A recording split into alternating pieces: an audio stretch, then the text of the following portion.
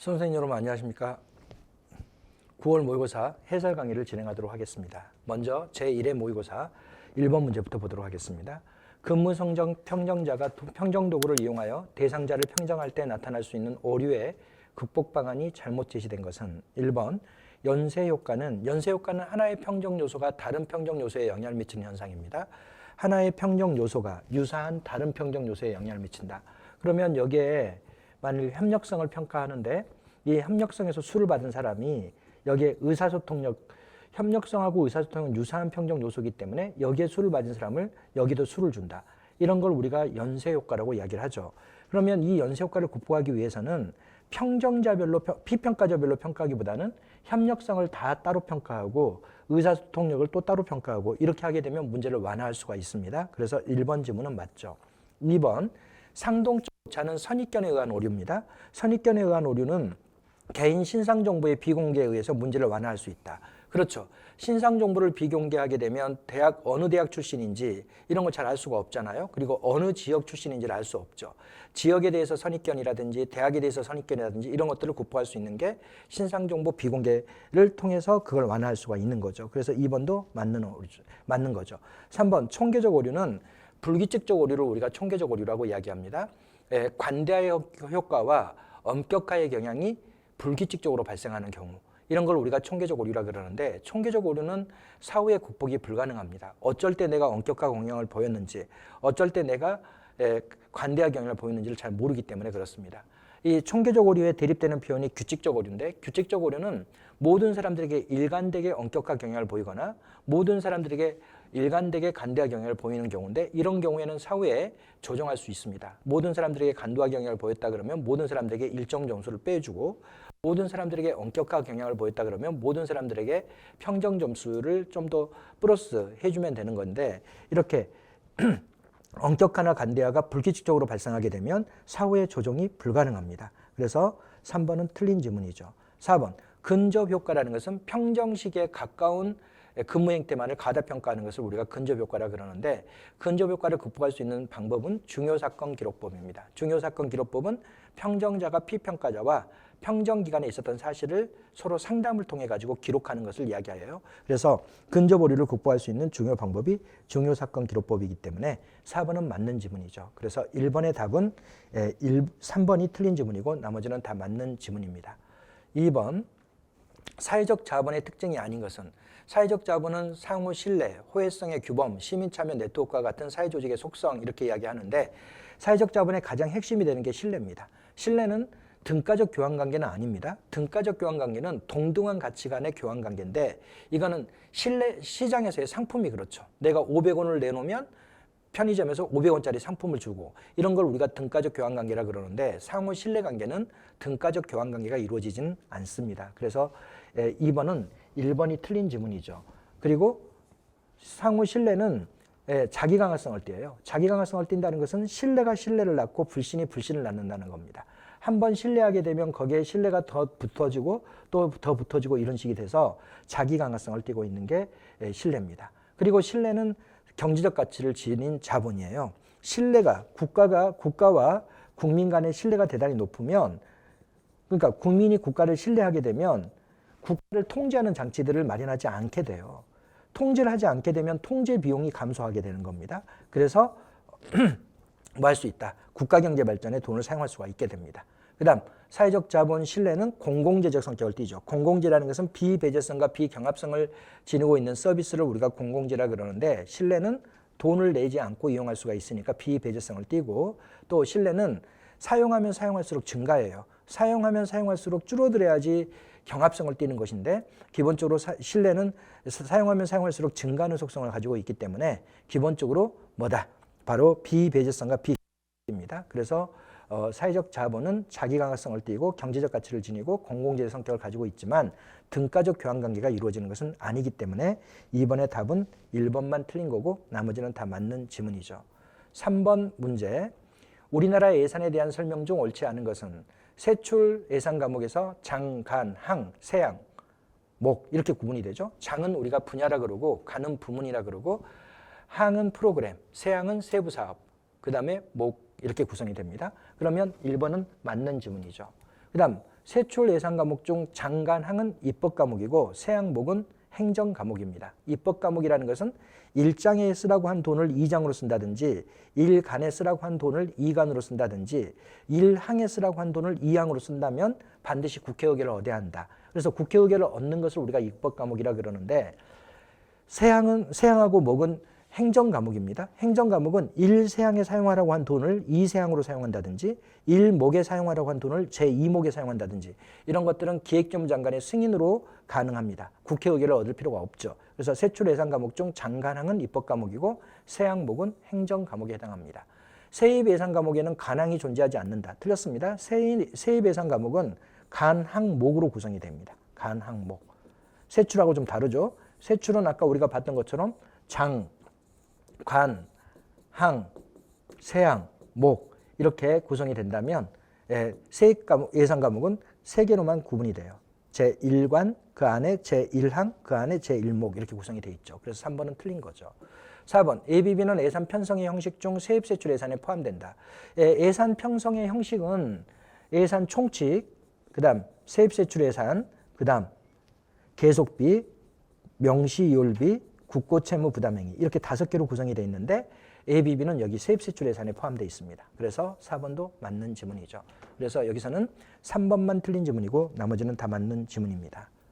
4번 다음의 내용과 관련된 정책평가의 타당성은 정책평가의 타당성은 4개가 있죠. 첫째 내적 타당성이 있고 두 번째 외적 타당성이 있고 세 번째는 구성적 타당성이 있고 네 번째는 통계적 결론의 타당성이 있고 이렇습니다.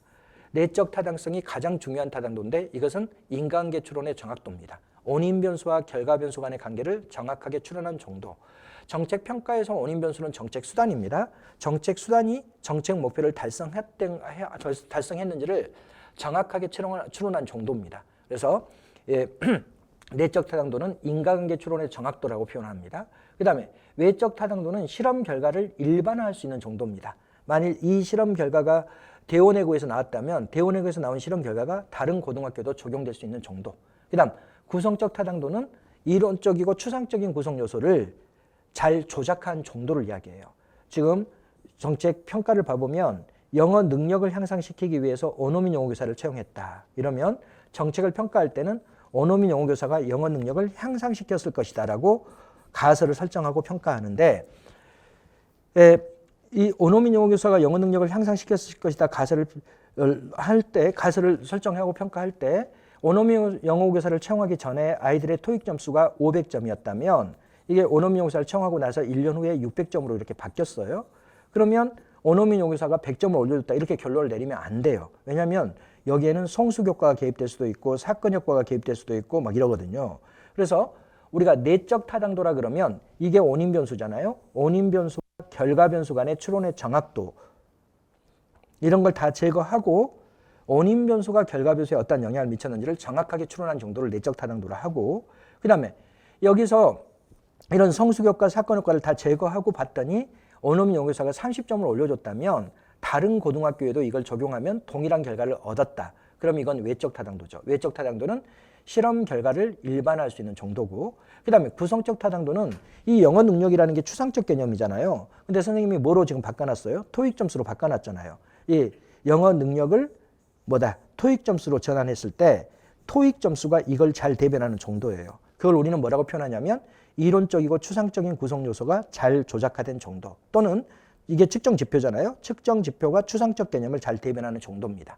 그 다음 통계적 결론의 타당도는 통계 설계가 엄밀하게 이루어져서 1종, 2종 오류가 발생하지 않는 정도를 통계적 결론의 타당도라고 이야기를 합니다. 그러면 여기에 나와 있는 내용을 봐보면 정책과 이게 정책이죠. 그 다음에 그 결과 이게 정책 목표죠. 사이에 존재하는 인과관계 추론의 정확도 그럼 이건 내적 타당도죠. 내적 타당도가 가장 중요한 타당도이기 때문에 우리가 이렇게 표현해요. 1차적으로 확보돼야 될 타당도라고 이야기를 합니다. 그래서 4번의 답은 내적 타당도 1번이 답이 되는 거죠. 그 다음 5번 둡니까 롬잭에 의할 때 행정 통제의 소재는 내부에 있으나 통제의 강도가 높을 때의 행정 책임은 이건 통제와 책임을 연계시킨 거고 올해 9급 시험에도 출제가 됐던 거죠. 여기는 우리가 이렇게 나눠보겠습니다. 내부 통제가 있고 외부 통제가 있습니다. 그 다음에 통제의 강도가 높은 경우도 있고 통제의 강도가 낮은 경우도 있고 이래요. 내부 통제인데 통제의 강도가 높다. 이것은 계층제적 책임입니다. 이건 상사에 대하여 지는 책임이고, 내부 통제인데 통제의 정도가 낮다. 이걸 우리가 직업적 책임. 이건 직업적 양심, 자신의 직업적 양심에 기반한 책임이고, 외부 통제인데 통제의 강도가 높다. 이게 법적 책임이고, 외부 통제인데 통제의 강도가 낮다. 이걸 우리가 정치적 책임이라고 이야기합니다. 그럼 지금 여기서 물어보는 것은 내부 통제인데 통제의 강도가 높을 때 바로 계층제적 책임이죠. 답은 4번이 답이 됩니다. 네. 6번 문제로 넘어와서 우리가 보겠습니다.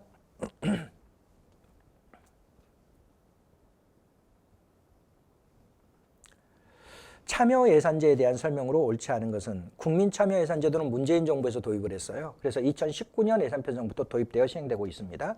국민참여예산제도는 국민이 예산사업의 제안, 심사, 우선순위 결정 과정에 참여할 수 있는 제도이다. 그렇습니다. 지방재정법에 의하면 주민참여예산제도, 주민참여예산제도는 지방정부에서 주민이 참여할 수 있도록 하는 제도죠. 이거는 모든 지방정부가 의무적으로 도입하도록 법에 규정해 놨습니다. 4번, 지방의회는 조례로 정하는 바에 따라 주민참여예산제도의 운영에 대하여 평가를 실시할 수 있다. 틀렸죠. 주민참여예산제도는요, 누가 평가하냐면 행안부 장관이 평가합니다. 지방의회가 자체적으로 평가하는 게 아니라 중앙정부가 평가하도록 돼 있어요. 그래서 4번이 틀린 겁니다. 행정안전부 장관은 주민참여예산제도의 운영에 대하여 평가를 실시할 수 있다. 이렇게 표현되어 있어야 되겠죠. 그래서 6번은 4번이 답입니다. 7번, 정책 의제 설정 모형에 대한 설명으로 옳은 것은, 동원형은 의도적이고 일방적으로 국민을 무시하는 정부에서 나타난다. 동원형은 뭐예요? 사회에 문제가 있는데 이걸 먼저 정부 의제로 삼고, 그러니까 누가 삼는 거예요? 통치권자들이 정부 의제로 삼습니다. 그리고 국민들에게 홍보를 통해 가지고 알려주는 과정이 동원형입니다. 우리 가장 대표적인 예가 바로 새마을운동 같은 겁니다. 농촌의 저발전이라는 사회 문제가 있는데 박정희 대통령이 그걸 정부 의제로 삼아요. 그리고 국민들에게 우리가 이렇게 농촌을 개혁하려고 할 테니까 잘 따라 주십시오라고 홍보해 나가는 거죠. 그 다음 여기서 문제는 의도적이고 일방적으로 국민을 무시하는 정부에서 나타난다. 틀렸어요. 이거는 뭐예요? 내부 접근형이에요. 의도적이고 일방적으로 국민을 무시하는 정부에서 나타나는 게 내부 접근형이라고 하는데, 이 내부 접근형은 뭐냐면 사회 문제가 있습니다. 그런데 이 문제를 정부 의제로 삼았어요. 그리고 아예 국민들에게는 알려주지 않는 것을 이야기해요. 이런 것들은 주로 이제 무기와 관련돼 있어. 무기, 국방, 외교 이런 정책입니다. 국가가 차세대 전투기를 구입하기 위해서 정부 의제로 삼아놓고 국민들에게는 아예 알려주지도 않는 거. 이런 아예 국민들에게 알려주지도 않는 것이 바로 이래요. 일방적이고 의도적으로 국민을 무시하는 정부에서 나타나는 겁니다. 그래서 1번은 틀린 지문이죠. 2번, 외부주도형은 뭐예요? 사회 문제가 있는데 이게 사회적 이슈화가 되고, 그리고 이게 공중의지화 됩니다. 그리고 나서 공식의지화 되는 거예요. 이거는 지금 교사들의 인권 문제가 있어요. 근데 누군가 자살을 하고 많은 교사들이 자살하기 때문에 이게 이슈화 돼가지고 국민들 대다수가 논쟁이 이루어지고 있어요. 그래서 논쟁의 결과로 대부분 국민들이 왜 교사의 인권에 대해서 국가가 이렇게 제대로 해주지 못하냐 하면서 국가가 반드시 교사들의 인권을 보호해달라고 요구를 하면 그게 공식의지화 되는 게 바로 외부주도형이죠. 정부 입장에서 보면 외부의 요구에 의해서 정부의지화 된 것이죠. 외부주도형은 동원형이나 내부주도형보다 정부의지화가 용이하다. 그렇지 않습니다.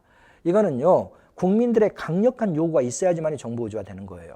동원형이나 내부주도형은 아예 정책 의제를 설정할 수 있는 권한이 있는 사람들이 정부의지를 한 거야. 동원형은 그냥 사회 문제가 있는데 통치권자가, 정확하게는 정책 의제 설정권자가 스스로 정부의지화하고 그리고 나중에 국민에게 알려주는 거고, 내부주도형은 사회 문제가 있는데 정책 의제 설정권자가 정부의지화하고 국민에게 알려주지도 않는 거고, 그러니까 정책 의제를 설정할 수 있는 권한이 있는 자들이 주도해 나가는 것이 동원형과 내부주도형이라면, 외부주도형은 시민들의 강력한 요구가 있어야지만이 정부의지화 되는 것이기 때문에 외부주도형은 동원형이나 내부주도형보다는 정부의지화가 곤란하죠. 국민들의 강력한 요구가 있어야지만이 정부의지화 되기 때문에 그렇습니다. 3번, 동원형에서 논쟁의 주도자는 국가이며 대중의 지지가 낮을 때 나타나는 모형이다. 이거는 뭐냐면요, 이건 메이의 분류를 가지고 문제를 낸 겁니다. 이 메이의 분류를 우리가 그림으로 그려보면 이렇습니다. 메이는 이렇게 나눠요. 국민이 주도하느냐, 민간이 주도하느냐, 정부가 주도하느냐로 구분하고요. 그리고 국민의 지지가 높으냐 낮느냐, 국민의 지지인데 이게 높으냐 낮느냐를 가지고 구분을 하는데, 국민의 지지가 대단히 높을 때 민간이 주도하는 거, 이걸 외부주도형이라고 했던 거예요. 그 다음에 국민의 지지가 대단히 낮은데 국가가 주도한다, 정부가 주도한다, 이거를 뭐라고 이야기한 거예요? 바로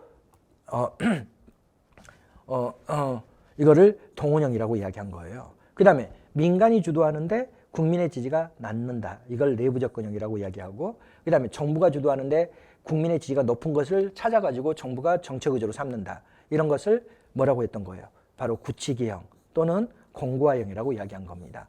그러면 동원형은 여기에 들어가잖아요. 정부가 주도하는 겁니다. 그러나 국민의 지지가 낮을 때 나타나는 거죠. 그러면 동원형에서 논쟁의 주도자는 국가이며, 그렇죠. 정부가 주도하니까 대중의 지지가 낮을 때 나타나는 모형이다. 맞죠.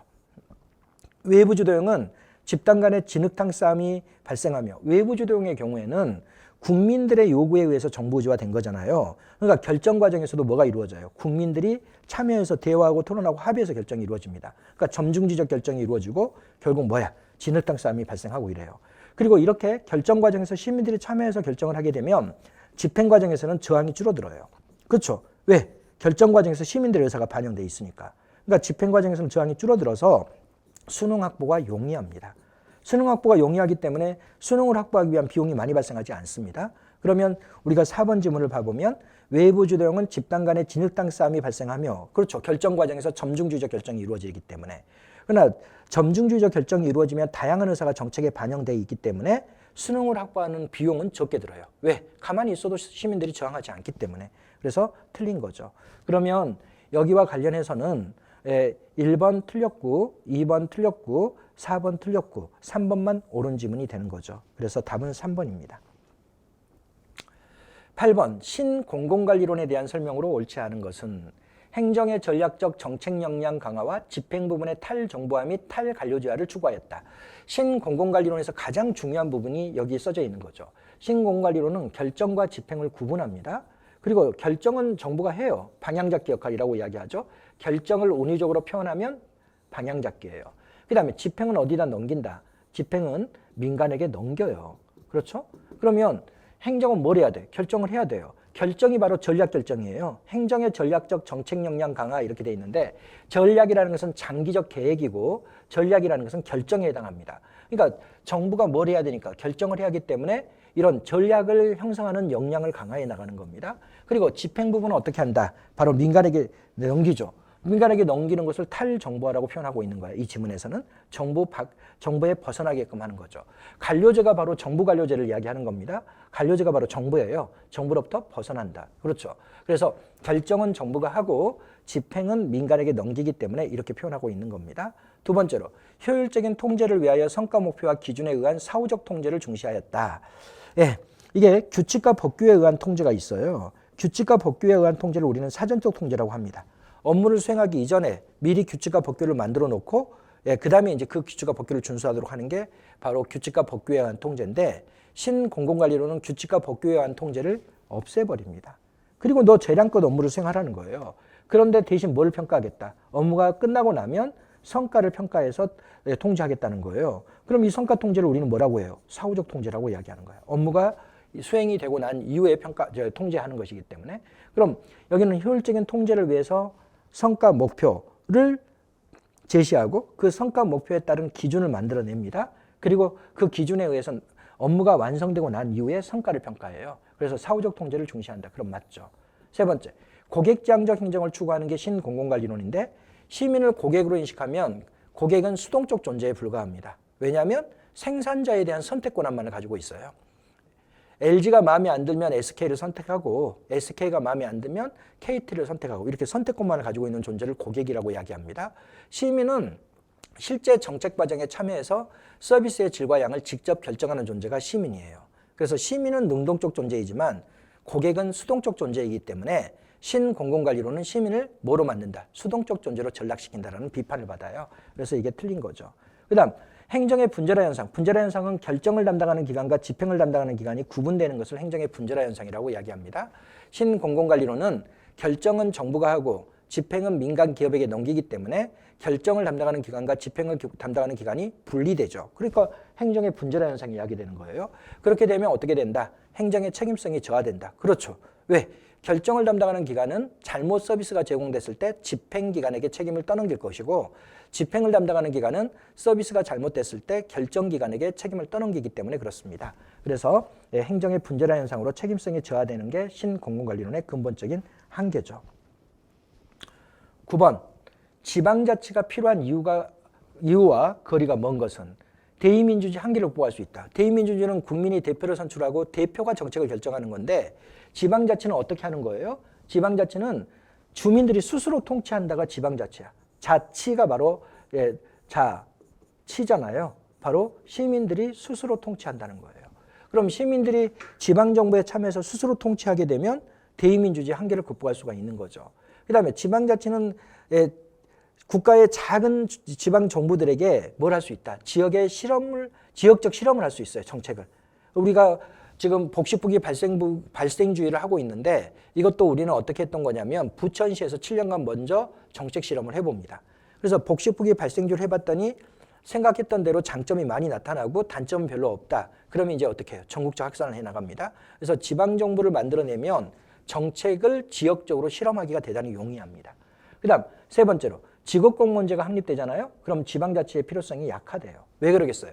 직업공무원제가 확립되면 누가 행정을 수행한다는 거야? 공무원이 행정을 수행한다는 거예요. 지방자치라는 것은 주민들이 스스로 통치한다는 건데 직업공무원제가 확립돼가지고 공무원들에 의해서 모든 행정이 이루어진다면 굳이 지방자치를 할 필요성이 약화되는 거죠. 주민들이 참여하는 게 아니라 결국 공무원들이 그 업무를 하는 것이기 때문에. 그 다음에 기능적 분업화를 통한 행정의 능률성 제고. 분업을 통한 행정의 능률성 제고. 지방자치가 필요한 이유가 거리가 먼 것은인데 여기서 기능적 분업은 중앙정부와 지방정부 간의 분업이에요. 이제 중앙정부만 존재하게 되면 분업이 이루어지기 어렵죠. 근데 중앙정부와 지방정부 모두 존재하게 되면 뭐가 이루어진다? 기능적 분업이 이루어지는 거예요. 이렇게 분업화가 이루어지면 효율성이 개선되거든요. 이거는 뭐다? 지방자치의 필요성에 들어가죠. 그런데 직업공무원제 확립은 주민이 참여해서 행정을 수행하는 게 아니라 직업공무원에 의해서 행정이 수행된다는 것을 의미하기 때문에 이것은 지방자치의 필요성하고는 관련이 없는 겁니다. 그래서 9번의 답은 3번이죠. 10번. 조직은 분업의 원리와 조정의 원리로 구성된다. 분업의 원리가 아닌 것은 조직의 원리를 두 개로 나누면 분업의 원리와 조정의 원리로 구분이 되는데 이 분업의 원리는 다 뭐에 대한 거예요? 수평적 분화와 관련된 원리를 분업의 원리라고 이야기해요. 그 다음에 조정의 원리는 뭘 우리가 조정의 원리라 그러냐면 수직적 분화와 관련된 원리를 조정의 원리라고 이야기를 합니다. 참모 조직의 원리는 개성과 참모를 수평적으로 분업하는 거예요. 이거는 그러니까 뭐다? 분업의 원리에 해당합니다. 동질성의 원리는 동질적인 기능끼리 수평적으로 분업하는 것을 이야기합니다. 인사기능은 인사실로, 예산기능은 예산실로 이렇게 기능별로 하는 것을 구분하는 것을 동질성의 원리라 그래요. 이것과 동일한 단어가 바로 기능명시의 원리입니다. 이것들은 전부 다 수평적 분화와 관련돼 있어요. 계층제 원리는 수직적 분화잖아요. 이렇게 고난과 책임의 정도에 따라서 이렇게 등급화하는 것을 계층제 원리라 그러는데 이런 계층제 원리는 수직적 분화와 관련돼 있기 때문에 이거는 뭐다? 바로 조정의 원리에 해당하죠. 그래서 3번이 틀린 거고 나머지는 다 분업의 원리에 해당합니다. 11번 문제로 들어와서 보겠습니다. 정치행정 이혼론에 대한 설명으로 옳지 않은 것은 정치행정 이혼론은 정치가 결정을 하고 행정은 집행을 한다. 정치와 행정을 명확하게 구분하는 것을 우리가 정치행정 이혼론이라 그러죠. 그럼 행정이 정책 결정을 하지 못한다는 건데 행정이 정책 결정하는 것을 우리가 정치적 현상이라고 이야기하는데 당연히 행정이 결정을 하지 못한다고 보기 때문에 비정치적인 거죠. 그럼 행정은 뭐만 담당한다? 집행만을 담당해. 능률적 집행만을. 집행을 하는 것은 주로 경영과 관련되어 있습니다. 그래서 뭐다? 바로 관리 현상으로 이해를 하는 거죠. 행정기구 및 관리 방법의 개혁에 공헌했다. 그렇습니다. 정치행정 이혼론의 가장 대표적인 이론이 가학적 관리론이에요. 그래서 가학적 관리론은 분업화와 표준화를 강조하는 건데 이게 바로 행정기구 및 관리 방법의 개혁에 공헌한 겁니다. 그 다음 2번. 영국의 대의민주주의 정치와 유럽의 중앙집권국가의 관리 이론에 영향을 받았다. 영국의 대의민주주의 정치에 영향을 받은 거예요. 여기도 봐보세요. 정치행정 이혼론은 뭐예요? 결정은 누가 하고 대표가 하고 정치가 하고 그렇죠? 그 다음에 집행은 누가 한다? 행정이 한다. 이거잖아요. 근데 정치가 어디라 그랬어요? 국회라 그랬잖아요. 그럼 대의민주주의는 국민은 대표를 선출하고 대표가 뭐 한다? 정책을 결정한다요. 대표가. 그럼 이 정책을 결정하는 대표가 누구예요? 국회잖아요. 그러니까 국회가 정책 결정한다는 것도 대의민주주의고 그 다음에 여기 정치행정이혼론도 국회가 정책 결정을 한다는 것이기 때문에 결국 대의민주주의에 영향을 받은 겁니다. 그 다음에 유럽식 중앙집권국가의 관리이론 이게 뭐라 그랬어요? 관료제라 그랬죠. 이 관료제가 바로 뭐예요? 관료제가 바로 분업화예요. 정치행위적 이혼론의 대표적인 이론이 가역적 관리론인데 분업화를 추구하잖아요. 또 관료제가 바로 공식성입니다. 공식성은 정확하게 규칙과 법규를 만들어 놓고 그 규칙과 법규에 따라서만 업무를 수행하도록 하는데 정치행정 이혼론이 강조하는 게 뭐예요? 표준화죠. 그러니까 결국은 영국의 대의 정치와 유럽, 바로 독일의 관료제의 영향을 받은 겁니다. 맞죠? 공무원이 전문성보다는 대표성을 갖추는 것이 중요하다고 보았다. 이 전문성을 갖추도록 요구하면 뭐가 이루어지는 거예요? 이 시험 제도가 이루어지는 거예요. 시험. 대표성을 중시하면 선거를 강조하는 거예요. 여러분들이 다 알고 있는 것처럼 정치행정 이혼론은 실적주의 확립과 관련되어 있습니다. 실적주의는 바로 시험이죠. 그래서 역관주의의 한계를 극복하기 위해서 정치행정 이혼론이 등장하는데 역관주의가 바로 대표성을 강조하는 정치체제라면 실적주의는 바로 뭐다? 전문성을 강조하는 겁니다. 정치행정 이혼론은 실적주의 확립과 관련되어 있기 때문에 3번은 틀린 거죠. 뭐라고 나와야 돼요? 공무원이 대표성보다는 전문성을 갖추는 것이 중요하다고 보았던 거죠. 이거는 역관주의 폐해를 극복하고 실적주의를 확립하는 데 기여했던 거죠. 그러면 3번만 틀린 지문이고 나머지는 다 맞는 지문입니다. 12번 직위분류제의 수립 절차에 대한 설명 중 옳지 않은 것은 1번 직무평가. 여기에 이제 직무분석이라는 게 있고 직무평가라는 게 있는데 직무분석은 뭘 우리가 직무분석이라 그래요? 직무를 성질별로 구분하는 겁니다. 성질별로. 성질별로 구분하는 것이 바로 뭐예요? 직군, 직렬, 직류를 이야기하는 거예요. 이걸 나누는 작업이 직무분석이에요. 그 다음에 이제 직무평가가 있는데 직무평가는 뭐 하는 것이다? 등급을 결정하는 겁니다. 이거는 직무의 곤란도와 난이도에 따라서 등급을 결정하는 것을 이야기해요. 그러면 우리가 문제를 풀어보면 직무평가는 직무의 성질과 종류를 구분하는 것이고 틀렸죠. 이건 직무분석이죠. 그 다음에 직무분석은 직무의 상대적 가치를 구분하는 것이다. 직무의 상대적 가치를 구분하는 것이 등급을 결정하는 것이고 이건 직무분석이 아니라 직무평가죠. 그래서 거꾸로 나와 있는 거죠. 직무의 성질과 종류를 구분하는 것은 직무분석이고 직무의 상대적 가치를 분류하는 것은 직무평가입니다. 그래서 1번은 틀린 지문이죠. 직무분석은 시험의 내용적 타당성을 확보하는 데 활용되며 내용적 타당성이라는 건 뭐라 그랬어요? 특정 직무에 필요한 전문 지식을 물어보는 지예요. 그러니까 일반직에는 일반직에 필요한 지식을 묻고 세무직에는 세무직에 필요한 지식을 묻고 교정직에는 교정직에 필요한 지식을 물었는지가 바로 내용적 타당도입니다. 그러면 뭘 해야 돼요? 이거부터 나눠야 되죠. 직렬을. 그렇죠? 세무직인지 일반직인지 걸 나눠야 되죠. 그러니까 직무분석은 바로 이렇게 시험의 내용적 타당도를 확보하는 데 활용됩니다. 직무평가는 등급인데 등급은 보수 결정과 관련되어 있습니다. 9급, 8급, 7급 이렇게 나누는 것은 보수와 관련되어 있는 거예요. 그래서 직무평가는 공정한 보수를 확립하는 데 활용된다. 그 다음 직무조사는 조직 내의 직무에 관한 정보를 체계적으로 수집하는 것으로 관찰, 면접, 설문지, 일지기록법 등이 활용된다. 직무분석이나 직무평가를 하기에 앞서서 뭐라는 거예요? 지금 우리 조직의 구성원들이 어떤 일을 하고 있는지를 조사하는 거예요. 그래서 직무조사는 바로 이런 방식으로 이루어지는 거고 그 다음에 직무조사를 하고 직무분석을 하고 직무평가를 한 다음에 이 내용들을 다 정리한 게 직급명세서입니다. 그래서 이렇게 이제 만들어지죠. 일반행정직 7급 직급명세서, 일반행정직 8급 직급명세서 이렇게 만들어지는 겁니다. 이 직급명세서에 근거해서 급수를 부여해요. 새로운 업무가 생겼다. 그러면 9급 일반행정직 7급 직급명세서, 일반행정직 8급 직급명세서, 일반행정직 9급 직급명세서를 하고 직무하고를 보는 거예요. 그래서 이 직무가 여기에 가장 가깝다. 그러면 일반행정직 7급을 딱 이렇게 부여하는 겁니다. 그래서 직급명세서가 전급의 지표가 되는 거고 그리고 채용, 승진, 보수, 금평의 기준으로도 활용이 됩니다. 직급명세서에 써져 있는 내용을 가지고 채용을 하고 직급명세서에 써져 있는 걸 가지고 승진을 시키고 그 다음에 직급명세서에 써져 있는 것보다 더 일을 잘하면 성과급을 더 많이 지급하고 그리고 이제 이 직급명세서를 평가의 기준으로 삼기도 하고 이래요. 그래서 4번은 맞는 지문이죠. 그 다음 13번 성공적 집행을 위한 조건이라고 할 수 있는 것은 성공적 집행을 위한 조건이라는 것은 결정된 대로 집행되기 위한 조건을 이야기해요. 그러면 대상 집단의 규모가 크고 구분이 불명확하면 결정된 대로 그대로 집행되기 쉬워요, 어려워요? 어렵죠. 그러면 이것은 성공적 집행의 조건이 아니죠. 오히려 대상 집단의 규모가 작아야 됩니다. 그래야지 저항을 하더라도 결정된 대로 그대로 집행될 수가 있는 거예요. 그 다음에 구분이 명확해야 됩니다. 구분이 명확하면 제주도 사람들만 반대한다 그러면 그들만 배제하고 집행하면 되는 거예요. 그래서 결정된 대로 그대로 집행되기 위해서는 대상 집단의 규모가 작고 구분이 명확해야 됩니다. 그 다음에 요구되는 행태의 변화가 적으면 저항이 줄어들겠죠. 그래서 결정된 대로 집행되기 그대로 용이합니다. 정책 수단을 통해 얻고자 하는 변화에 대한 타당한 인가 이론이 존재할 경우 이건 바로 뭘 이야기해요? 목표를 달성하기 위한 바람직한 수단이 선택되어 있는 경우.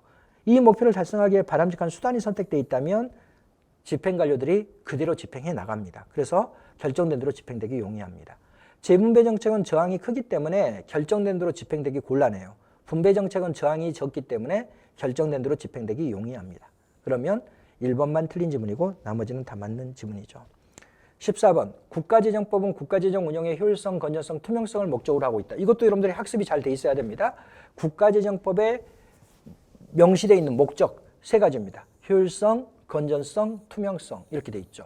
다음 중 재정 운영의 건전성을 목표로 하는 제도로 잘 묶인 것은 기억번, 회계 및 기금 간 자유로운 전출입 허용은 효율성과 관련돼 있어요. 총 사업비 관리 제도와 예비 타당 조사는 대규모 사업의 무분별한 착수를 막기 위한 거예요. 그러니까 뭐죠? 건전성과 관련돼 있는 거죠.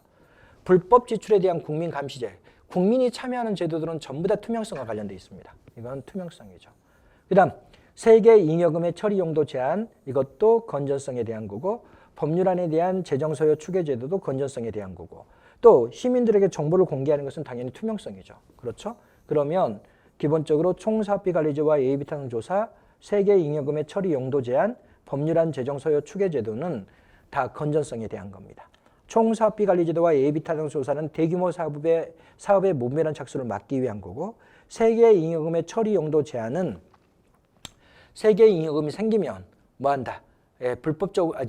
낭비적으로 사용하지 못하도록 처리 용도를 제한한 거고, 법률안 재정 소요 추계 제도는 법률이 통과될 때 재정 소요가 있거나 수요가 있거나 또는 재정 수입이 감소할 경우, 뭐 조세 감면을 해주는 법률안이라든지 또는 뭔가 어디에다 돈을 써야 되는 것에 대한 법률안이라든지 이런 것들을 할 때는 뭐다? 얼마만큼 재정 수입이 줄어들 것이고 얼마만큼 재정 지출이 증가할 것인지를 미리 계산한 보고서를 같이 법률안에 첨부해서 제출하도록 하는 게 법률안 재정 소요 추계 제도인데 이것도 재정 건전성을 위한 겁니다. 그래서 답은 니은번, 리을번, 미음번 2번이 답이 되겠습니다. 그 다음 15번 다음 중 관료제의 병리 현상이 아닌 것은 전문화된 무능은 뭐예요? 전문화된 무능은 분업화로 인한 병리 현상이죠. 그래서 이렇게 딱 분업화해가지고 구성원들이 한 가지 일만 하게 되면 이 자신이 담당하는 업무에 대해서는 전문성이 확보되지만 조직 전체에 대한 조망은 곤란하다. 이거는 관료제의 병리 현상에 들어가죠. 권력구조의 이원화는 여기서 일하는 사람은 실제 업무를 수행하기 때문에 그 업무에 대한 전문성이 확보돼요. 전문성에 의한 권위가 있는 거고, 상가는 직위에 의한 권위가 있습니다. 직위에 의한 권위. 과장이라는 직위로부터 얻어지는 권위, 이게 있어요. 그래서 상간의 직위에 의한 권력과 부하 직원들의 전문성에 의한 권력이 상충되는 현상을 권력구조의 이원화라고 이야기합니다. 그 다음 피터의 원리는 이런 계층제 질서를 띠고 있게 되면 어떻게 된다? 여기서 일을 잘하면 여기로 승진을 시켜줘요. 그럼 여기에 남아있는 사람은 여기에 일도 못하는 사람만 남아있는 거예요. 또 여기서 일을 잘하는 사람은 여기로 승진을 시켜주게 되면 여기에 남아있는 사람들은 여기에 일도 못하는 사람만 남아있기 때문에 이렇게 승진제도, 계층제를 따라서 승진제도가 이루어지면 결국 어떻게 된다? 바로 관료제 전체가 무능한 자로 가득 채워지는 현상이 야기되는 겁니다. 이걸 우리는 피터의 원리라 그러고 이것도 관료제의 병리 현상이죠. 비정의성은 정에 입각한 행정을 수행하지 않고 법률에 입각해서만 모든 업무를 처리하도록 하는 것을 비정의성이라고 이야기하는데 비정의성은 관료제의 병리 현상은 아닙니다. 관료제의 특징 중에 하나일 뿐이지. 비정의성은 법 앞에 평등을 지향하는 것이라서 이걸 병리 현상이라고 보지는 않아요. 그래서 4번은 관료제의 특징에 불과하지 병리 현상은 아니기 때문에 15번의 답은 4번이죠. 저것도 여러 번 출제된 적이 있습니다. 그 다음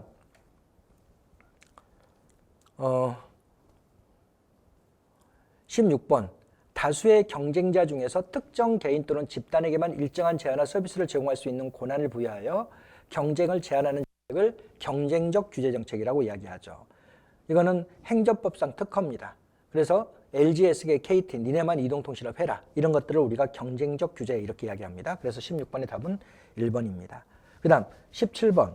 17번 문제. 지방세 기본법상 특별시, 강역시와 도가 부과할 수 있는 지방세 중 공통적인 것을 고르면 우리나라는 도시지역과 농촌지역을 세목을 구분해 놓고 있습니다. 그래서 특별시, 강역시하고 그 다음에 자치구로 나눠보면 선생님 수업을 들으신 분들은 이렇게 외우잖아요. 주치, 담내, 지지자 이렇게. 술 마시고 취하고 담배 피고 레저를 즐기는 것을 지지하는 사람 이렇게 외우라고 선생님이 이야기를 했죠. 자치구세는 등재 이렇게 두 개만 있습니다. 등재. 농촌 지역은 이렇게 돼 있는 게 아니라 이걸 도하고 시군세로 나눠보면 여기는 뭐다? 치등비례예요. 치등비례. 여기는 주, 재, 자, 담, 소 이렇게 돼 있습니다. 그리고 이제 여기에 빠져 있는 게 목적세인데 목적세는 무조건 광역자치단체가 권한을 가지고 있습니다. 목적세는 두 개가 있죠. 지방교육세하고 그 다음에 지역자원시설세 이렇게 돼 있어요. 그러면 우리가 봐보면 지금 여기서는 특별시 강역시세와 도가 부과할 수 있는 공통적인 거. 그러면 일단은 목적세는 무조건 광역자치단체가 부과하니까 여기 지방교육세는 여기 들어가는 거죠. 그 다음에 여기 취득세 여기 들어가 있고 여기도 취득세가 들어가 있기 때문에 취득세도 여기에 들어가는 거고 재산세는 여기에 들어가 있어요. 자치구세니까 틀렸고 지방소비세, 지방소득세 전부 다 특별시 강역시인데 여기 지방소비세는 여기 도세에 들어가 있기 때문에 맞고 이건 틀렸고 주민세 여기 들어가 있죠. 그 다음에 주민세 시군세로 들어가 있죠. 그러니까 이건 틀렸죠. 그래서 이거는 여러분들이 암기 문제인데 기역번, 디귿번, 비읍번이 특별시 강역시세이면서도 도세에 해당하는 거죠. 18번 문제로 들어와서 봐봅니다. 포스트 모더니즘은 모더니즘을 비판하고 등장한 거고 포스트 모더니즘이 1960년대에 등장한 이론이기 때문에 포스트 모더니즘이라고 하는 것은 모더니즘을 비판하는데 결국 모더니즘이 바로 1960년대인 겁니다. 이 이론이 바로 1960년대에 등장한 이론이기 때문에 그래서 1960년대는 산업사회인데 산업사회를 비판하는 사조를 우리가 포스트 모더니즘이라고 이야기해요. 근데 산업사회는 뭘 강조하냐면 합리성을 중시해요. 목표를 달성하기 위해서 바람직한 수단을 선택하는 것을 강조하는데 이 합리성을 중시하는 것이 바로 이성을 중시하는 겁니다. 포스트 모더니즘은 합리성과 이성, 산업사회의 구조 이런 걸 다 비판합니다. 그러면 여기에 나와 있는 것은 진리는 딱 객관적으로 주어져 있는 게 아니고 상황에 따라 다르다. 이성이 합리성이에요. 이성의 성격과 역할을 부인하고 그리고 뭐한다? 각각 개별화된 영역별로 정치를 추구하고 각각 개별화된 영역별로 이론을 구성한다. 그 다음 여기는 해방주의, 구성주의, 다원주의를 특징으로 하는 게 포스트 모더니즘입니다. 그래서 18번의 답은 2번이죠. 그 다음 19번 역관주의에 대한 설명 중 옳지 않은 것은 공직수행의 단순성을 바탕으로 하며 역관주의는 정당의 충성도에 따른 관직 임명인데 공직이 전문성을 띄워버리면 역관주의적 인사를 채용하기가 어렵습니다. 그래서 공직수행이 단순하다고 전제했을 때 역관주의가 수행되는 겁니다. 그리고 이거는 뭐다?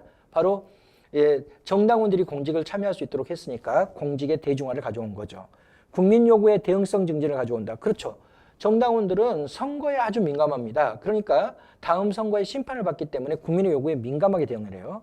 정책의 비일관성을 야기할 위험성이 있다. 그렇죠. 왜냐하면 만일 이번에 민주당이 집권에 있는데 다음에 국민의힘 소속의 대통령 후보가 집권하게 되면 모든 공무원들이 다 나가고 이제 국민의힘 소속 사람들이 들어오기 때문에 정책이 일관되게 추진되지는 못하죠. 그 다음 선거를 통해서 공직 구성원들에게 책임을 묻습니다. 그러니까 책임성 증진은 용이합니다. 다만 뭐가 나타날 수 있다. 부패, 비능률 이런 게 나타날 수 있죠. 공직 사유화를 통해 가지고 부패가 발생하고 비능률이 초래될 위험성이 있습니다. 잭슨 대통령이 역관주의를 주창했는데 4년 임기법이라는 게 대통령의 임기와 공무원의 임기를 일치시킨 거예요. 근데 이 4년 임기법은 잭슨이 만든 게 아니에요. 여기는 멀로 대통령이 만들어요. 그래서 잭슨 대통령이 공식적 인사제도로 채택한 것은 맞지만 4년 임기법을 제정한 대통령은 멀로이기 때문에 4번이 틀린 지문이죠. 그 다음 20번 킹과 로버의 경쟁적 가치 접근법은 조직의 성장 주기에 따른 평가 기준을 제시하였다. 조직의 성장 주기와 평가 기준이 잘못 연결된 것은 이 킹과 로버는 창업 단계에서는 뭐로 평가하라 그래요? 개방체제 모형. 개방체제 모형은 뭐예요? 희소자원 획득 능력을 가지고 평가하라. 만일 학원으로 따지면 희소자원이 강사들입니다. 그래서 스타 강사들 많이 가지고 있는 조직을 효과적인 조직으로 평가하는 겁니다. 그 다음에 집단 공동체 단계에서는 인간관계 모형으로 평가하는데 인간관계 모형은 구성원들 간의 응집성을 가지고 평가한다는 거고 그 다음에 공식화 단계에서는 내부 가정 모형과 합리적 목표 모형을 가지고 평가해요. 내부 가정 모형은 공식적인 의사소통력 그 다음에 합리적 목표 모형은 공식적인 목표 달성도를 가지고 평가한다는 거예요. 그 다음에 구조의 정교화 단계에서는 뭘 가지고 평가한다? 다시 개방체제 모형, 희소자원 획득 능력을 가지고 평가합니다. 그래서 기본적으로 틀린 것은 4번이죠. 공식화 단계에서는 내부 가정 모형이나 합리적 목표 모형을 가지고 평가하는 거고, 구조의 정기화 단계는 조직의 발전 단계인데 이때 뭘 가지고 평가한다? 바로 희소자원 획득 능력인 개방체제 모형을 가지고 평가합니다. 그래서 답은 4번이죠. 예, 여기까지 여러분들이 틀린 문제들을 잘 점검해 나가시기 바랍니다.